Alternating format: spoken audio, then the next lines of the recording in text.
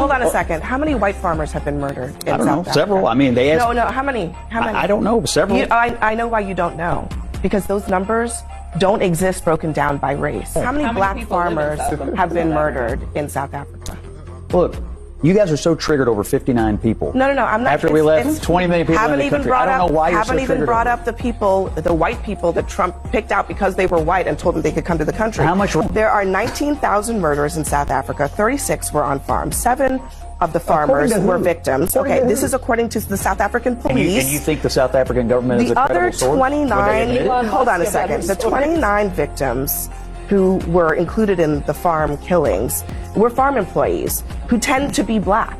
So the vast majority of people killed on farms in South Africa are black. Where is the concern about them? The concern is that there are white farmers. Why are you only concerned about white people? White racism created these black ghettos, as we said it then. And it's white racism which sustains them. We're not talking about where one white person hates black people. We're talking about a system where you live in an all-white neighborhood. You go into a building, an office, where all you see is white people. And you don't think anything's strange about that. That's what we're talking about. And we thought that was important for young black people particularly. You're not crazy. There is systemic racism in this country.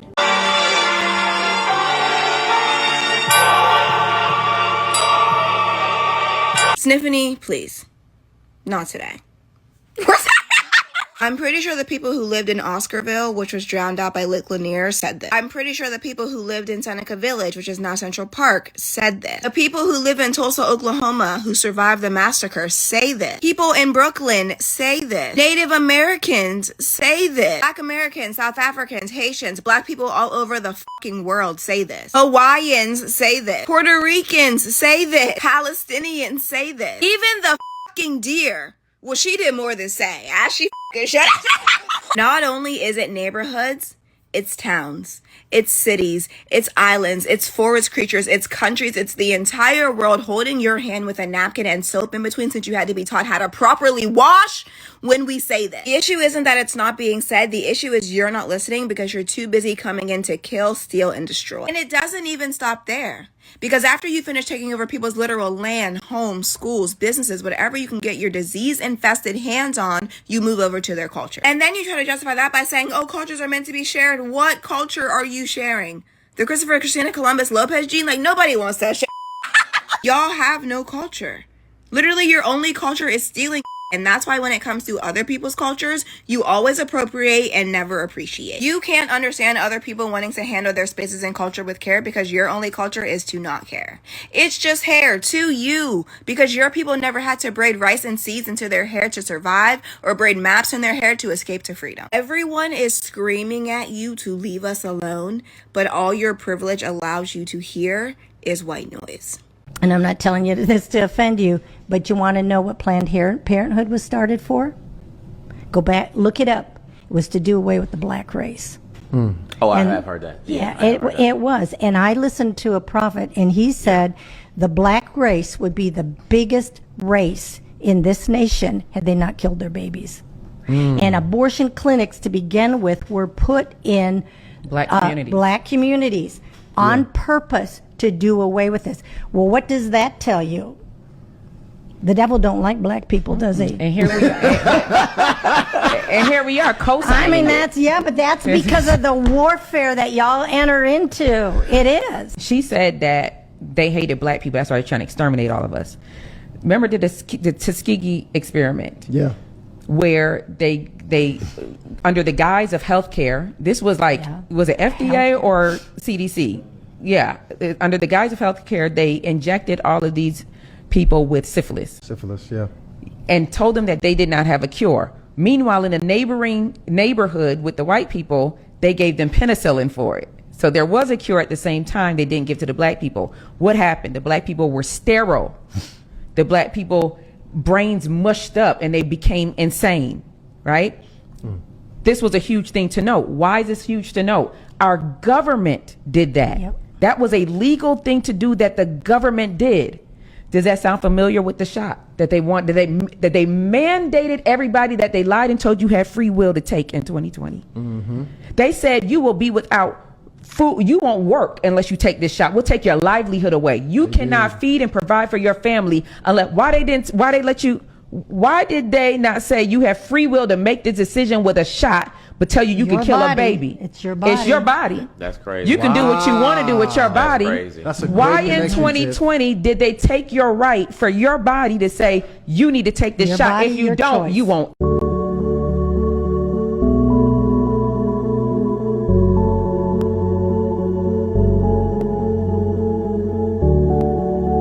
I feel like black people have revolutionized poverty and made it look so cool that people think we like it. Nah, I ain't gonna lie.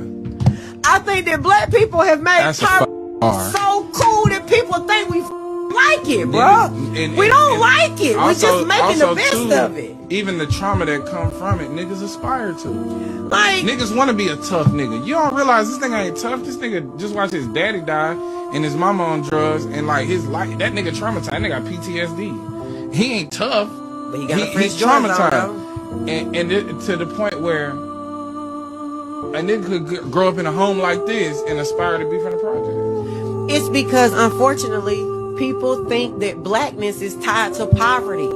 They think that the black experience is being poor. That's why when you have others who equate poverty to being black, oh, I don't have any privilege, I grew up poor. Why the do you think because you've been broke that you know what it feels like to be black? New this morning, Oklahoma Governor Kevin Stitt is asking multiple McCurtain County officials to step down from their jobs immediately. And he's sending in state investigators to see if anything illegal has happened.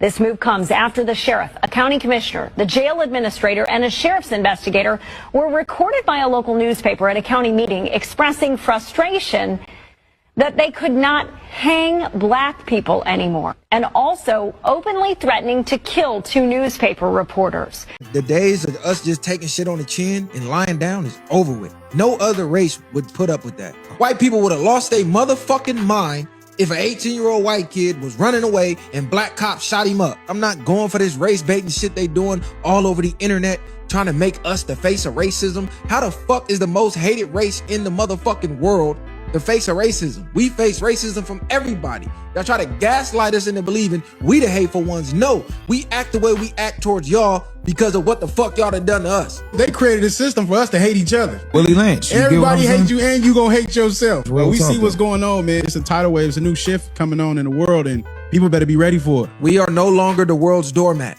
I don't give a fuck what race you are. You gonna come at us with respect or we crashing, period. That's just what it is. All that, oh man, they're about violence. We learned it from y'all. This is the most violent nation in the motherfucking world. This entire country was built on violence. This entire country is ran on violence. So when we seek our vengeance, don't get to crying about violence is wrong, because it ain't wrong when we the victims. Y'all got a million excuses why we should be victimized. The second we take the law in our hands and one of y'all get victimized, now we the devils. We dealing with the devils. Fuck all that. So from the Rothschilds to the Lee family are protected by the 9 Black Greek secret societies of black fraternities and black sororities. Well, in the 1969 book, The History of Sigma Pi Phi, Alpha Phi Alpha protects the Rothschilds. Kappa Alpha Psi protects the Oppenheimers. Omega Psi Phi protects the Warburgs. Phi Beta Sigma protects the Rockefellers. Iota Phi Theta protects the Astor family. Alpha Kappa Alpha protects the Bilderbergs. Delta Sigma Theta protects the Habsburg family that exists to this day. Zeta Phi Beta, another Boule secret society, protects the Sassoons. And Sigma Gamma Rho, RHO, protects the Lee family. Wait a minute now. So you have 9 black Greek letter secret societies. And if you guys heard Kamala Harris when she was in Vegas during the campaign, to my divine 9 sisters, what she's talking about, the Greek pan-Hellenic divine 9. She said that? She said that. Black Lives Matter. Everybody's talking about this new thing called Black Lives Matter. But this is what it is really about. All lives matter. No, lives don't matter in this world and age. I don't know if you know that, but unless you're white and pretty and white and like you don't give, nobody gives a fuck about you. You're gonna die and you're gonna get shot probably by a police officer. You hear this shit? So, I'm set though. I'm good. Yeah, this motherfucker though, he's pretty screwed. Yeah, sorry. Do you hear this shit? It's rough. You hear this shit? This is going on Facebook, so y'all heard this shit. It's true though. That's the worst fucking part. See this? I'm drunk right now, so like I'm just speaking like the illiterate truth. This is what many Americans think about this. This is legit. What like? I hope I never see this person again, and I hope they never see me again. I might not have to post this.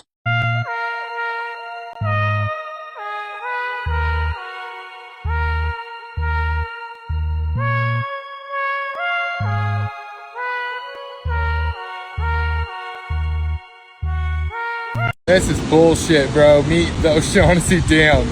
A dam in the middle of Yosemite National Park, Hetch Hetchy Valley. Native land. Named after a native grass that native people ate for thousands of years before they dammed this shit up and stole it. Shit is crazy. How could a city that thinks they're so like environmentally sustainable as San Francisco think this is a good thing? How could Democrats say this is a good thing when Ronald Reagan wanted to get rid of it but Dianne Feinstein said no? It's called greenwashing, bro. See the Valley of Hetch Hetchy right there? You could have seen it right there, but it's flooded now by the O'Shaughnessy Dam. Fuck the O'Shaughnessy Dam, dude. This was a biodiversity hotspot. It hella sucks seeing it filled with water, and if we're being honest, the reservoir is not even that big.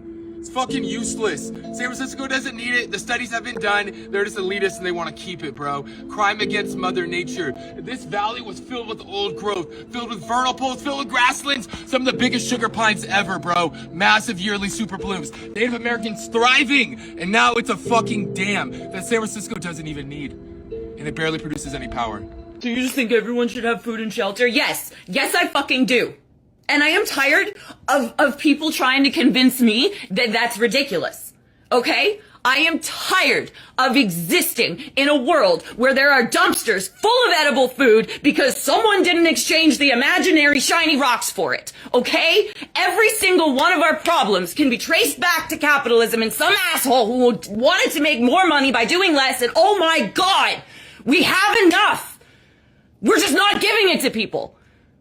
We will do everything but just give people homes and food.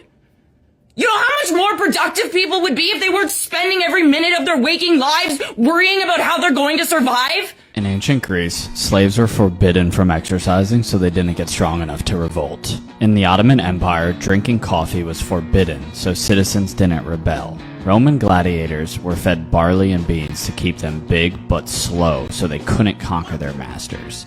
Spartan slaves were deliberately underfed and overworked to prevent rebellion. In feudal Europe, peasants were fed bread and oats while nobles feasted on red meat. Controlling a population starts with food and fitness. You get what's happening today, right? Afghanistan used to be a net food exporter. And as soon as the U.S. takes over, they're producing 93% of the world's heroin. That's right. I'd like to know how the that happened. Yeah, I would too. Yeah. Nobody wanted to tell me. So, I get to Bagram Air Base, and I said, I'm going to need a helicopter to Lashkar Gah. They were like, oh, can't do it. Too dangerous. I was like, no, we're doing it, like, in the next hour. So, we get down there. And I'm telling you, as far as your eye can see, all there is poppy. All of it is poppy. So I said, I want to talk to a poppy farmer. They were like, are you nuts? And I said, no, I'm serious. I want to talk to a poppy farmer. So we go out to the poppy fields. We see this guy cultivating his poppy. So I go up to him and I said, I got to ask you a question, which was incredibly naive. I said, why don't you grow crops that have 2 growing seasons instead of poppy? You could grow tomatoes or onions or pomegranates. And he goes like this. He goes, the Americans told me in 2001, if I told them where the Arabs were, I could grow all the poppy I wanted. I go, what Americans told you could grow poppy? And my military handler's like, we gotta go. Bogey's in the area. We gotta go. And he physically pulls me into the Jeep and takes me back to the helicopter.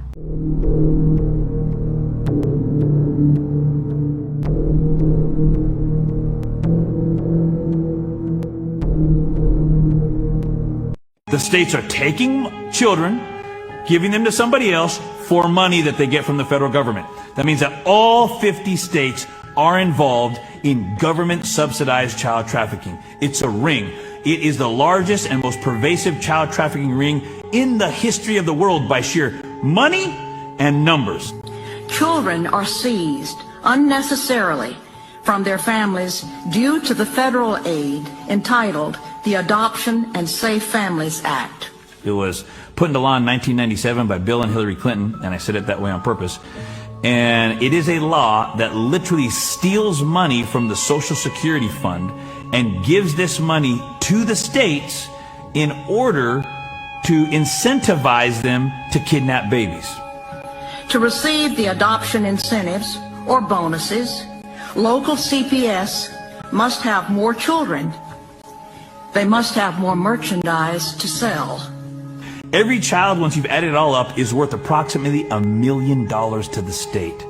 But we've been told that this is a $60 to $80 billion a year industry, meaning the federal government is taking $80 billion a year and giving that money to all of the 50 states to kidnap children. Parents are victimized by the system that makes a profit for holding children longer and bonuses for not returning children to their parents. But their own statistics state that 83% of all children who are taken by CPS, Child Protective Services, are for unsubstantiated allegations, meaning never should it have happened in the first place. So that imagine anything else in the world where you know you get it wrong 83% of the time and you admit it, but you just keep doing it. Case workers and social workers are often guilty of fraud. They withhold and destroy evidence. My kid's not here. He's dead. Because of him. He ruined my fucking life. I'd like him to go to hell and rot there forever. Remember my son? An all-star wrestler? He's gone. He shot himself in the heart. You scumbag.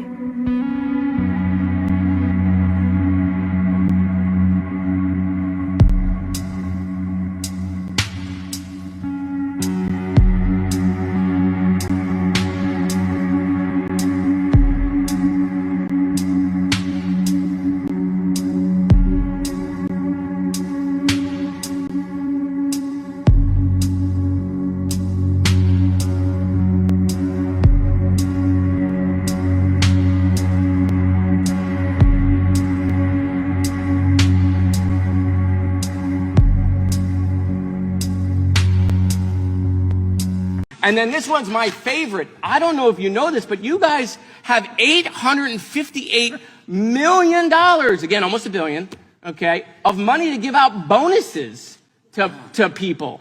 And so listen, bonuses are great when people do good work, but $858 million sounds like a lot of money. That's like a $40,000 bonus to every employee in all of ICE. So well, how about $500 million? How about $500 million for bonuses, okay? We can do this together. We can show the American people there's like a little bit of waste here, little bit of waste. So I can help you capture, Mr. Chairman, $903 million. We can save $1 billion together, show the American people we're serious. Will the gentleman yield for a question? Of course I will. You raise a profoundly serious point in your inimitable way, Mr. Moskowitz. Well, the bonuses, that is a huge bonus budget. Yeah. What does that work out?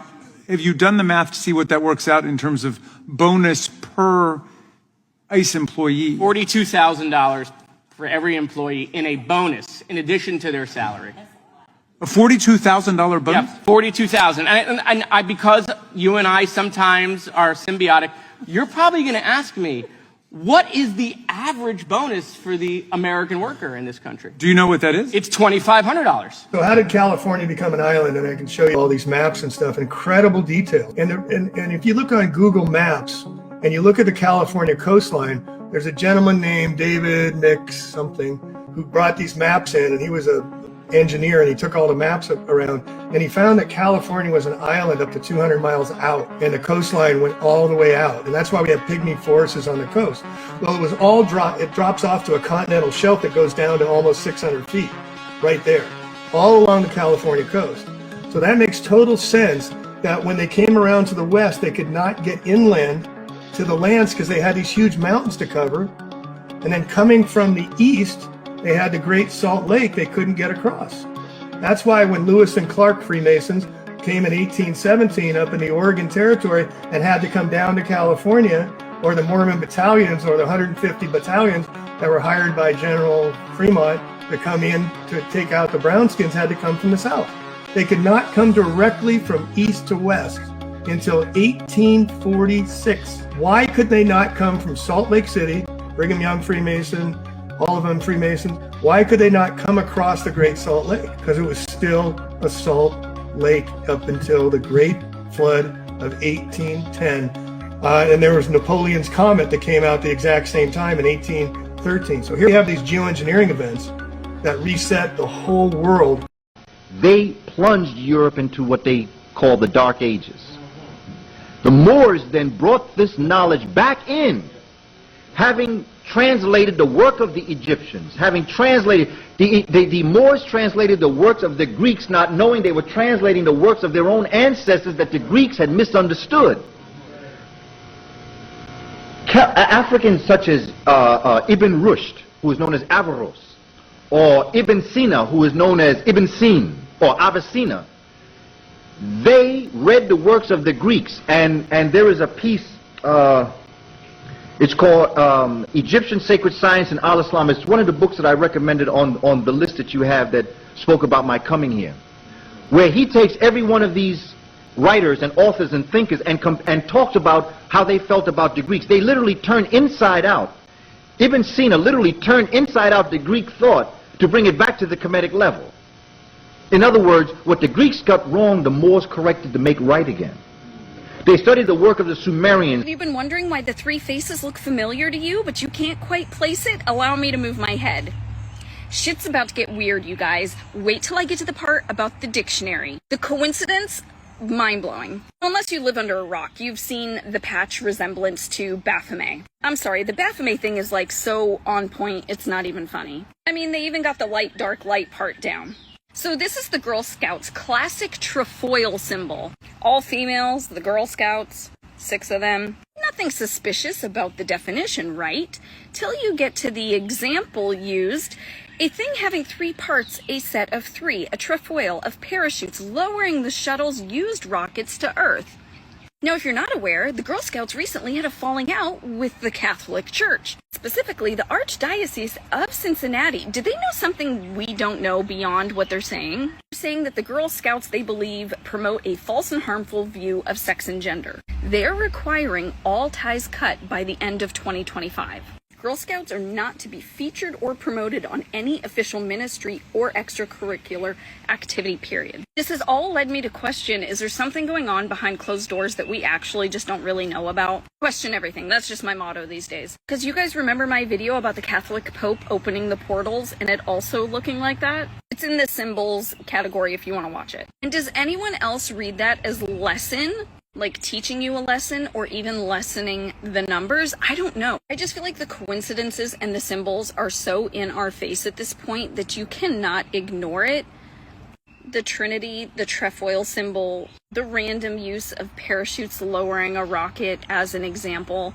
Is this all just really weird coincidences? Jesse Owens is a legendary track athlete known for winning 4 gold medals in the 1936 Olympics, Summer Olympics in Berlin. This is obviously the rise of Nazi Germany. It was presided over by Hitler himself, and they were they had been for a while, push the superiority of the Aryan race. This was happening. This was publicly happening, right? Jesse Owens is a black person, and he went on behalf of America, won 4 gold medals in track and field, and basically said, oh yeah? Are they? You know, and it was a big deal. It's a really big deal. But a lot of people don't think much about the guy who took second in the 200 behind Jesse Owens, another American sprinter by the name of Mac Robinson. Okay, Mac Robinson lost the gold in the 200 by 0.4 seconds, which is not very much in a race and definitely not very much in a 200. But Mac didn't win any gold medals. He never really got the recognition for the achievement. He didn't get any endorsements. He really didn't make any more money. He just kind of went home and then ended up working as a janitor in an all-white school in his hometown. But Mac was known for never giving up hope that someone would get the recognition they deserve. And that someone just happened to be his younger brother. You know him as Jackie Robinson. Did you know that there are more pyramids in the Americas than there are in Africa? I'm currently standing in front of what is now known as Cahokia Mounds in Collinsville, Illinois, one of history's biggest mysteries. Geoarchaeological studies of so-called mounds in North America proves that these aren't just piles of dirt. These were carefully engineered. Cahokia was once one of the biggest cities in the world and home to one of the largest pyramids in so-called North America, known as Monk's Mound, which stands 100 feet tall. It had 4 terraces and covered 17 acres at its base. At its base, this pyramid is bigger than the Great Pyramid of Giza. A lot of people don't realize that many of the pyramids in the Americas have intentionally been destroyed and manipulated to make them seem like they don't compare in size to the pyramids in Africa. They want you to think that this is just landscaping and piles of dirt, but I want to point out how easy it is to plant grass. All it takes is preparation and consistent care. Cahokia grew from a small settlement to a booming city that stood right in the center of Mississippian culture. Cahokia thrived from 700 to 1400. The city reached its peak around the 1100s when it covered over 4,000 acres of land with a population of 10 to 20,000 people. It was spread out over 6 miles and larger than many European cities, including London. It also contained over 120 pyramids that ranged in size and were used for burials, spiritual ceremonies, important public buildings, and homes for the ruling class. Cahokia sits right across from the Mississippi River, which has striking similarities to the Nile River. The city was named after the Cahokia people who moved into the area during the 17th century, but according to the Oklahoma Historical Society, they are not related to its original inhabitants. Pyramids are our people's global footprints. This is proof that they can't erase us. Institutional sources say the city declined because it was abandoned. But critical thinkers know there was a significant amount of pillaging and looting taking place during the 1400s. Once you get above a certain level of wealth, you get no incremental happiness. So why on earth would you not go back to a tax policy of the 60s, 70s, and 80s, where say above, pick a big number, 10 million, you actually pay more than 10%, maybe more than 20%, maybe more than 50%, because the difference between 30,000 a year for a household and 50,000 is enormous to the well-being of that household. Low-income kids in low-income households have higher resting blood pressure, but the difference between making 10 million a year and 15 million a year offers you no happiness. But these individuals have weaponized government, and we risk revolution, whether it's CEOs being murdered in the street, whether it's a Me Too movement that had righteous components of it, or Black Lives Matter. What are these movements? They are targeting the wealthy. We are in the midst of a series of small revolutions to correct income inequality. And the reason we put an insurrectionist and a rapist in office is because for the first time in our nation's history, a 30-year-old man or woman isn't doing as well as his or her parents were at 30. Why? Because the majority of households are having the oxygen sucked out of the room, such that a small number of individuals and a small number of companies can be worth more than nation states. Income inequality is out of control. Our tax policy has gone full oligarch. So I was pulled over for speeding, and you're threatening to pepper spray me? I'm sorry?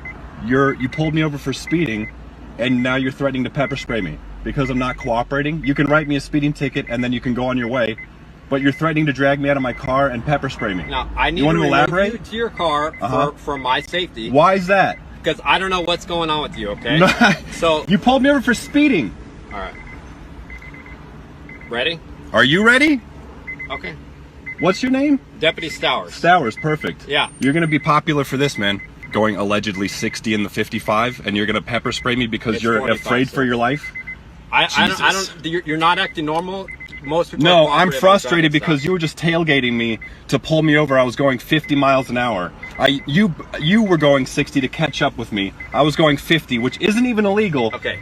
And now you're pulling your pepper spray out. Put your phone down, bro. No. Put your phone down. Get off me, man.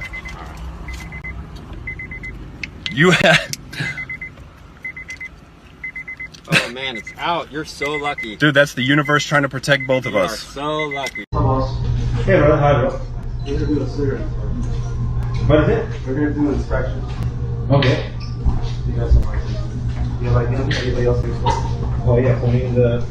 Just you? Yeah. Right now I'm listening. Alright, we're gonna come around the back, okay? You open the door. Or can you see like court order or something? We don't need court order. Sure. Yeah, I know that's the problem with you. I'll tell you right now. We'll need court order. Open the door, please. So you know, we need something court order, but you know, you don't need a court order. Open the door. We're gonna have it one more time. I'm gonna have to. Yeah, calm down. No, let's not calm down. You have to obey the sheriff. They're telling you we're here for inspection. If you refuse the inspection, you're gonna get arrested for OGA. I'm gonna ask you one more time to open the door nicely. Okay, so first thing I'm not trying to hear my. No, you're not going to open the door. Oh, just hop over. No. Bro, we're not doing that. Bro, this is the direction. Yeah. He goes to jail for that. Bro, come on, brother. Why do you like this? I don't do nothing. Bro, I don't be stupid. Bro, I don't do nothing. He said open the door, that's it. Yeah, and we multiple times. He said open the door, and you don't want to listen. Outstanding. I know, but it's like, I do nothing wrong, bro. Okay, so open the door. Yeah, but you know, I'm trying to be open, but you know, you guys. When a cop tells you to do something, you do it. That's it. I know, but what?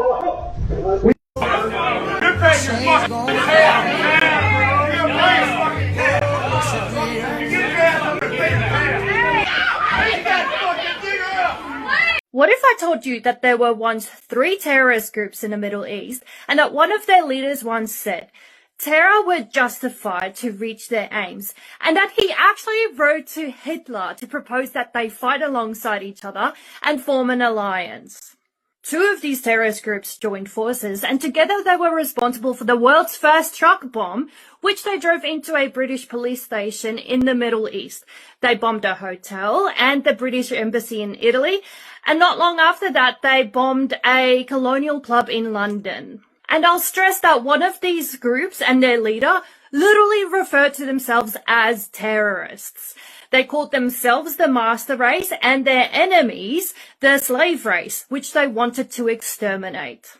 What if I told you that these 3 terrorist groups are still around today, but they formed one new group? Their old names used to be Haganah, Ergun, and Lehi. They have a new name, and that name is the Israeli Defense Force. It is my great pleasure to introduce to you the air car. The what? The car that runs on air. Wow. That's right, air, but highly compressed air. There it is. Air, of course, is the least expensive, most readily available, and the most environmentally perfect fuel there will ever be. And the AirPod uses compressed air to drive the pistons in the engine. It is far superior to the electric car because of its price, and it eliminates the need for batteries, which are expensive and inefficient. Where'd that thing go?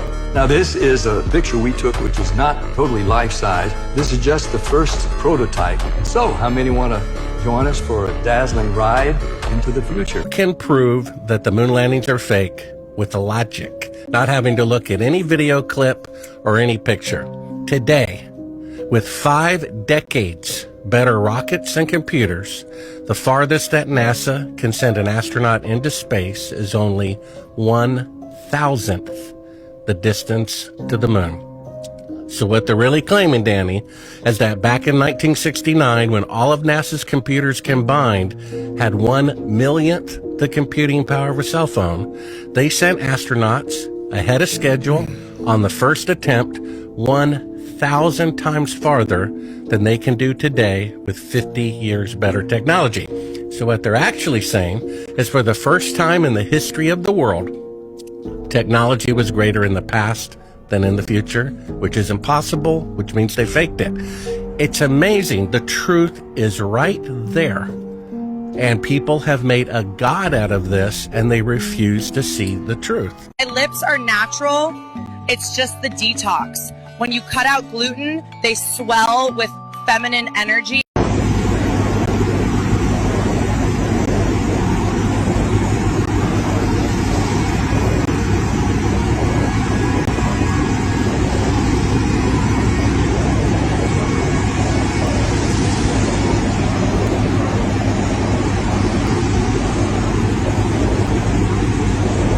Then again, can you really be surprised over a Jewish guy suing?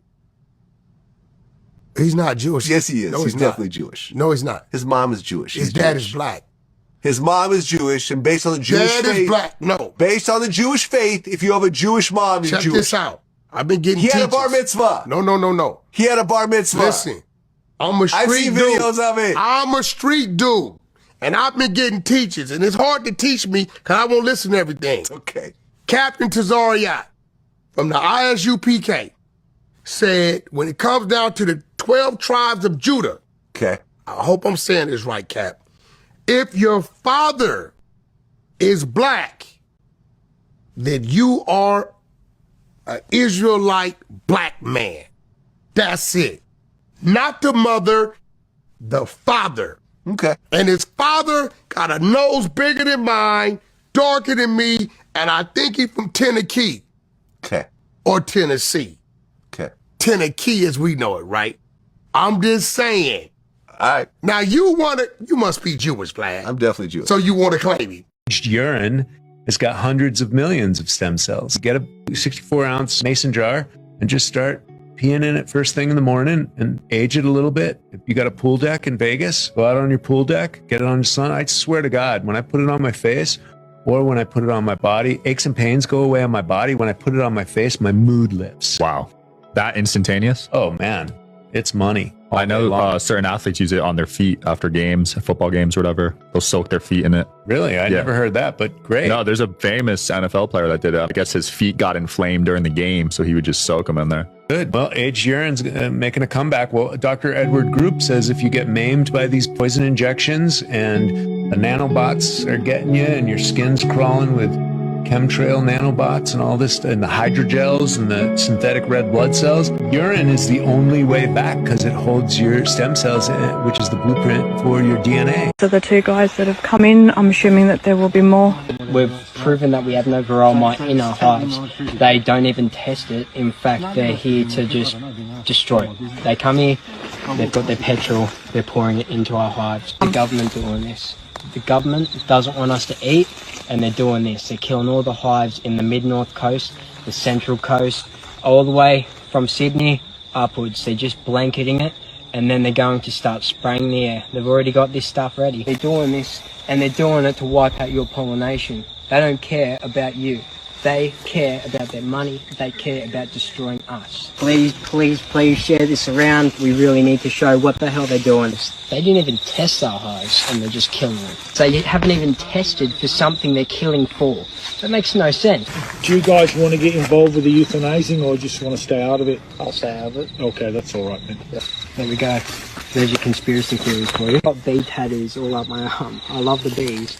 I'm not here for money. I'm here for them. I was recently made aware of how much the grocery industry is fucking spying on us. And I'll be honest, I didn't believe it when I first heard it. Like, I was talking to a buddy about it, and he was like, no, seriously, they're spying on us. So I did some research into it, and he was 100% right. Like, it's fucking wild. Like, a great example of this is a store I've never shopped at called Kroger. And again, I haven't not shopped at Kroger because I hate them or anything. I just never had one in my area. But apparently they have like alternative profit divisions that are solely focused on monetizing our personal information, like monetizing all the customer data they've actually taken in. And wildly enough, they've made more than $1 billion from this. A grocery store made $1 billion from monetizing your information. Like, this is a store that profits like $3.5 billion a year. And 1/3 of that comes from monetizing our information. And another thing I learned was, like, you know those little digital price things? Like, instead of having the paper one, they got a digital one. Did you know that's there so they can, like, change the prices in real time based upon the traffic patterns in the store? Like, they will change it in real time if more people are in the store. Like, that's so fucked up, I almost kind of respect it. And even wilder, Kroger has this thing called an Edge Shelf, which is developed with Microsoft, which will actually facially recognize you, determine your like age and gender and things like that, and then adjust prices based upon what the AI thinks you'd be willing to pay for something. Like, that's fucking nuts. Like, I expected to see this type of technology in like CIA facilities or embassies, but in a grocery store? Look, I gotta be real. I'm never going in a Kroger. Like, I probably was never going to because I got Publix. But yeah, I'm avoiding Kroger like the plague now. Gingers are black people, but not only that, but they were black people. They were literally black people. Up until the 1940s, Irish people were considered black because even if you had one drop of Negro blood, you were considered black. And they even had a term for it, smoked Irish. Even during segregation, they were never considered to be white. So the movie Braveheart depicts a white man going up against the English army to stop the invasion. But what's wrong about this is that's supposed to be a black man.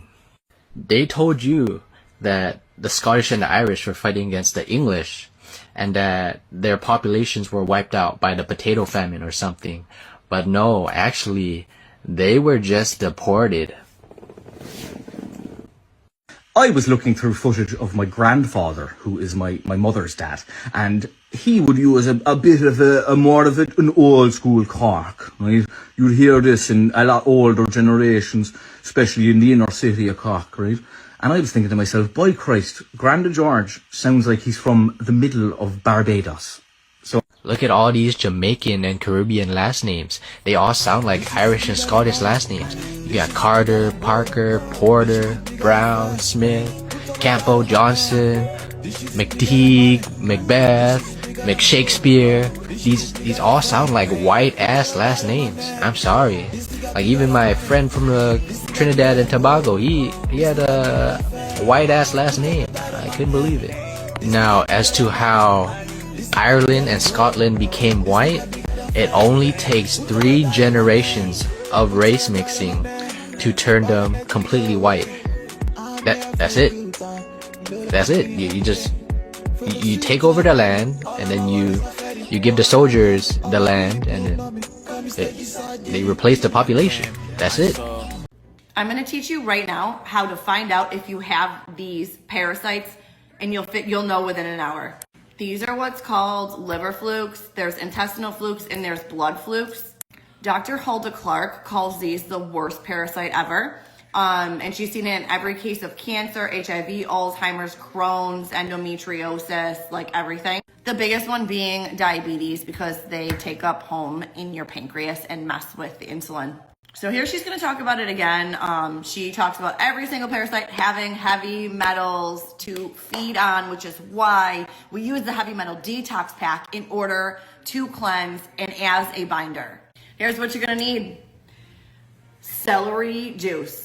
You're going to drink this on an empty stomach first thing in the morning. You might want to start out with 16 ounces. I do 25. You can work your way up to 25 ounces. So this is full of sodium cluster salts, which literally dehydrates them and they die right away. And not only that, it breaks through mucus and breaks down their biofilm. Those little guys thrive in an acidic, inflamed, and stagnant body. This is going to alkalize your body right away. Liver flukes settle in the liver, pancreas, bile ducts, and the intestines where the bile flow can be sluggish. Well, guess what? This is going to improve your bile flow and open your liver detox pathway. Literally flushes them right out. Listen to me. Do not go anywhere for like 3 or 4 hours when you do this. Also, please know it's going to kill off lots of bacteria and all that nasty stuff in your digestive tract. Using these binders is going to be really, really important. You're going to drink this all at once. I already started. So drink it within 5 minutes. It has to be freshly juiced celery juice. Please know that. Don't leave it in your fridge for a week. Juice it and drink it. What you're going to look for in the toilet is anything like pinkish, orangish, red. They usually are going to float right at the top. And anything that looks like either red little sticks or rolled up tomato skins.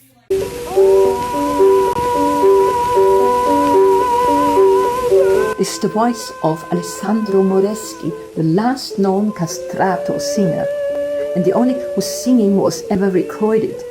His voice sounds fragile, almost ghostly, right? What I have to say is that he wasn't young anymore when these recordings were produced. Why were boys with beautiful voices castrated from the 16th to the 19th century? Preserve the angelic tone. The result was the power of a man with the range of a boy. How did it start. The practice began in the 16th century, mainly for church music, where women were banned from singing in sacred places.